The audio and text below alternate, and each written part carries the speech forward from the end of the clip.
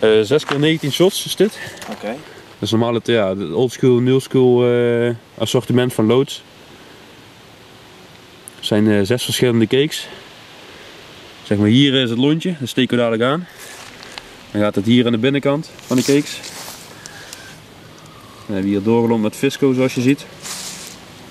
Met visco. Dan gaat hij hier omheen. Buitenlangs. Helemaal zo rond.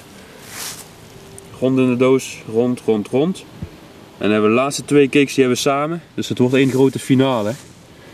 Ja, we maken er gewoon een heel groot flowerbedje van. 2 minuten denk ik. Ja, ongeveer 2 minuten. 114 shots. Wat is het? Professionele cake eigenlijk. Ja, eigen professionele cake, ja. Was nu trouwens een aanbieding voor, wat was het? 99 euro of zo? Ja, zoiets. Dus ongeveer 1 euro per shot. Is te doen, net de prijs. Ja.